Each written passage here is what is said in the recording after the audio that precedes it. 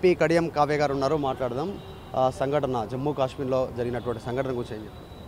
నిజంగా అది చాలా హృదయ విదారకమైన సంఘటన. చాలామంది కూడా ఈ మధ్యకాలంలో కాశ్మీర్, శ్రీనగర్ విహారయాత్రలకని వెళ్తున్నారు. అట్లా ఏదో కుటుంబ సభ్యులతో సరదాగా గడుపుదామని, ఏమీ అభశుభం అంటే ఏ పాపం తెలియనటువంటి టూరిస్టులు వాళ్ళు, కొత్తగా పెళ్ళైన వాళ్ళు.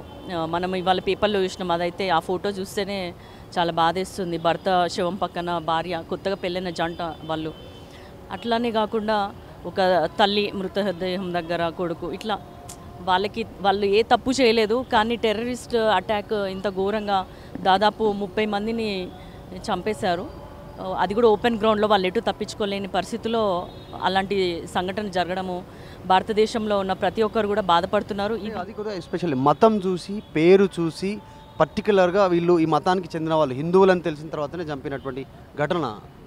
ఇది ఒక విధంగా మత సామరస్యాన్ని చెడగొట్టడానికే జరిగినటువంటి సంఘటనలాగా తోస్తుంది. ఎందుకంటే ఇట్లా మతం పేరు అడగడం, మరి అవి ఎంతవరకు నిజమో మనం తెలుసుకోవాలి. అసలు ఈ సంఘటన వెనకాల ఉద్దేశం ఏంటో మనకి త్వరలో తెలుస్తుంది. కానీ ఏ మతమైనా కూడా ఇలాంటి పనులు చేయడానికి సాహసించకూడదు. ఒకటి స్మితా సబర్వాల్ గురించి స్టేట్లో జరుగుతున్నప్పుడు హెచ్సియు అంశం పైన Smita Sabharwal IAS officer tweet చేశారు. ఆమెపై నోటీసులు ఇచ్చారు. మీ ప్రభుత్వం వివరణ కోరుతూ ఆమె వివరణించారు. మళ్ళీ ప్రభుత్వం పైన కాస్త ఘాటు వ్యాఖ్యలు చేశారు ఆమె. ఆమె ట్వీట్ పైన ఏం చెప్తారు కావ్య గారు? అది ఆమె పర్సనల్ ట్వీట్. గవర్నమెంట్ మీద చేసినా కూడా ఆమె పర్సనల్ ట్వీట్ కాబట్టి నేను దాని గురించి ఏం మాట్లాడదలుచుకోలేదు. ఆల్రెడీ నోటీసులు ఇచ్చారు కాబట్టి ఇంకా అది తర్వాత వేరే స్థాయిలో ఉంది అది సమస్య. అంటే ఆమె సెలెక్టివ్గా టార్గెట్ చేసే, ఎందుకంటే 2000 మంది ట్వీట్ చేశారు. 2000 మందిని మీరు అడగొచ్చు, క్వశ్చన్ చేయొచ్చు, ఈ విచారణకు పిలవాలి, నన్ను ఒక్కదాన్ని పిలిస్తే మాత్రం నన్ను సెలెక్టివ్గా టార్గెట్ చేసినట్టుగా అనేటువంటి ట్వీట్ చేశారు. ఆమె ఒక బాధ్యతాయుతమైన పోస్ట్లో ఉన్నారు, చాలా హయ్యెస్ట్ పోస్ట్లో ఉన్నారు కాబట్టి ఆ 2000 మంది ఎవరు కూడా గవర్నమెంట్లో భాగం కాకపోవచ్చు. తను గవర్నమెంట్లో భాగం కాబట్టి నిజానిజాలు తెలుసుకొని పోస్ట్ చేయాల్సిన అవసరం ఉంది.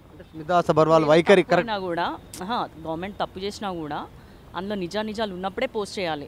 మనకు అందరికీ నిజాలు అంటే గవర్నమెంట్ నిజాలు చెప్పడానికే ప్రయత్నిస్తుంది. అందులో అంటే వన్యప్రాణులు ఉన్నాయని ఏదైతే ఒక ఏఐ ఇమేజ్ సర్క్యులేట్ చేశారో అది పూర్తిగా అవాస్తవం తెలుసు ఇప్పుడు అందరికి తెలిసింది. కానీ తెలియకముందే అలా పోస్ట్ చేయడము, తను ఒక హైయెస్ట్ పొజిషన్లో ఉండి గవర్నమెంట్ని బ్లేమ్ చేయడం అనేది తప్పు. అంటే ఆమె వైఖరి కరెక్ట్ అంటున్నారు, రాంగ్ అంటున్నారు మీరు ఎంపీ గారు? అది నేను జడ్జి చేయలేను. ఒకటి రాజయ్య మీ కుటుంబాన్ని టార్గెట్ చేస్తూ కొన్ని వ్యాఖ్యలు చేశారు. కొన్ని 100 ఎకరాల భూములు కబ్జా చేయబోతా ఉన్నారు కడియం ఫ్యామిలీ అనేటువంటి స్టేట్మెంట్. ఇప్పుడు వాళ్ళకి 27వ తారీఖు నాడు వరంగల్లో ఒక సభ ఏర్పాటు చేసుకున్నారు. ఆ వరంగల్ సభకి కొంచెము మైలేజ్ రావాలి, లేదా ప్రజల దృష్టి వరంగల్ వైపు పడాలి. వరంగల్లో ఉన్న అతిపెద్ద నాయకుడు ఎవరు అంటే కడియం శ్రేయర్ గారు. ఆ కడియం శ్రేయర్ గారి మీద ఏ విధంగా కూడా నిందలు వేయలేరు. ఇన్ని సంవత్సరాలలో కూడా ఏ ఒక్క కేసు కూడా లేదు. కనీసం ఒక ఎకరమో ఒక అర ఎకరమో కబ్జా చేసిండన్న కేసులు కూడా ఎక్కడ లేవు, ఆరోపణలు కూడా లేవు. కేవలం ఇట్లాంటి ప్రత్యర్థులు మాత్రమే వాళ్ళ మైలేజ్ కోసం, సొంత ఇమేజ్ కోసము ఇలాంటి ప్రచారం చేస్తున్నారు కాబట్టి అది పూర్తిగా వాస్తవం.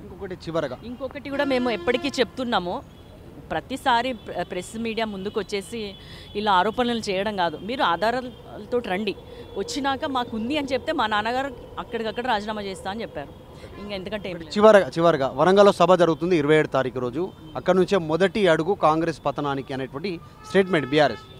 కాంగ్రెస్ యొక్క సక్సెస్ అనేది ఫస్ట్ వరంగల్ లోక్సభ నియోజకవర్గ ప్రాంతానికి సంబంధించి కేవలం సంవత్సరంన్నర కాలంలోనే దాదాపు 6,000 కోట్లతోటి అభివృద్ధి పనులకి శంకుస్థాపన చేశారు.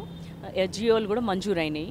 మీరందరూ చూస్తున్నారు, మనకి ఎన్నో సంవత్సరాల నుంచి పెండింగ్ ఉన్నటువంటి జిఎంఆర్ సంస్థ యొక్క ఒక అడ్డంకిని కూడా తొలగించి మనకి మామూలు ఎయిర్పోర్ట్ రాబోతుంది, కోచ్ ఫ్యాక్టరీ కూడా రాబోతుంది, టెక్స్టైల్ పార్క్ రన్ అవుతుంది. దానికోసమే ఇప్పుడు మనకి ఎయిర్పోర్ట్ అవసరం అని చెప్పి తీసుకురావడం జరిగింది.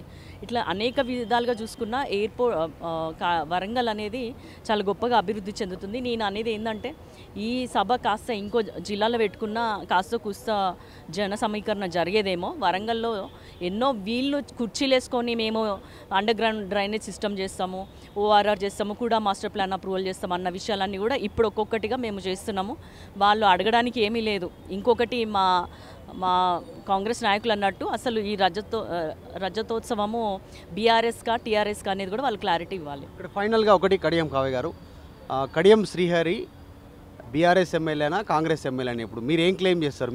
మీరు కాంగ్రెస్ ఎంపీ, కడియం శ్రీహరి కాంగ్రెసా బీఆర్ఎస్?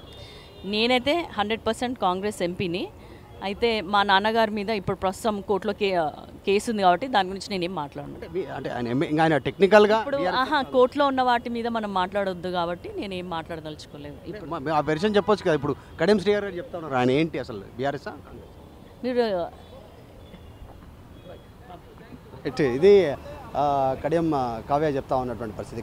ఉగ్రవాద ఘటనకు సంబంధించినటువంటి విషయంలో స్మితా సబర్వాల్కి సంబంధించినటువంటి అంశంతో దాంతోపాటు ఇంకా కొన్ని అంశాలపైన ఆమె మాట్లాడే ప్రయత్నం చేస్తారు. కడియం శ్రీహరి ఆ అంశంపైన కూడా ఆమె మాట్లాడారు.